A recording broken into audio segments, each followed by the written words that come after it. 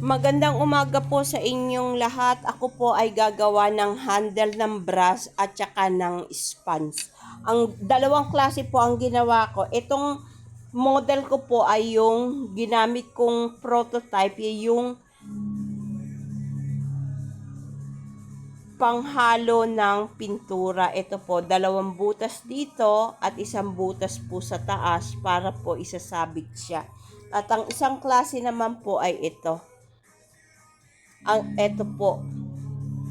Ano ko po to ginawa nung July 1, 2023. Ito po yung polymer clay, kumbaga plastic. Yung mga bottle ng Coca-Cola, pwede mo po itong gamitin na magtutugma lang po dito para mag-lock siya. Ganyan po. Ito po, ang ginamit ko naman po dito ay ito naman po. Etong sandok.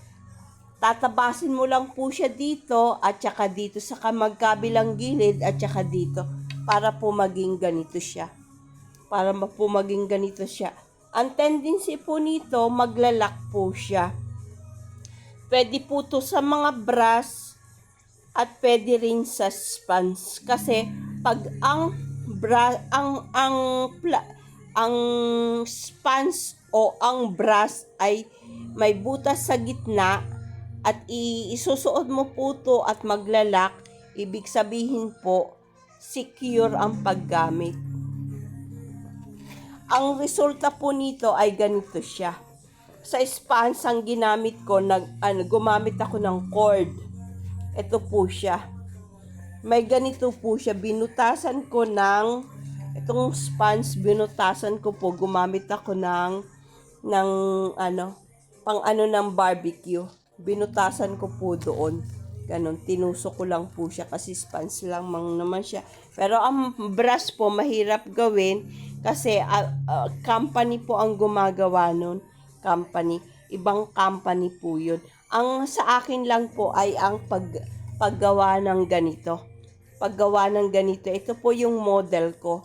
Isang parang tirador, pero diretso lang po siya para maglalak po siya.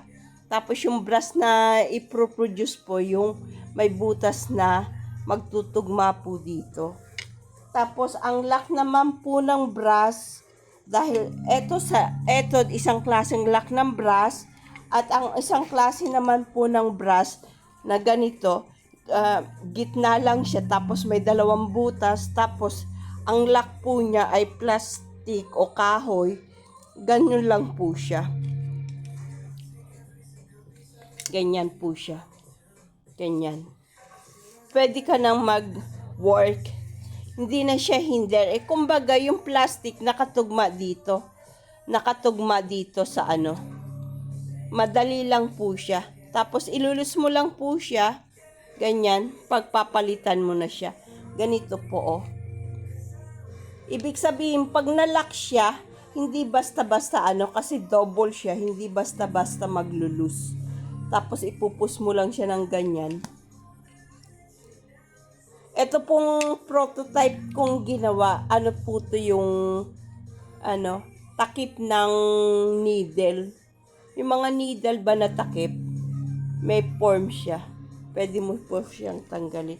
Ayan naman po sa brush, pag ginamit mo sa paglilinis ng mga bote, ng mga kung ano-ano, kung pang-scrub mo sa likod, ito po siya, maganda po siya.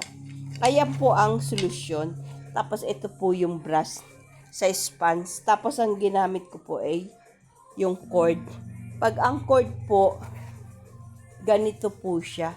Maglalak ka. Pag halimbawa, dahil ganyan, ilalak mo siyang ganyan. Ganyan. Idodouble mo siya. Secure po siya kasi sponge siya kaya cord ang ginamit ko. Maraming salamat po.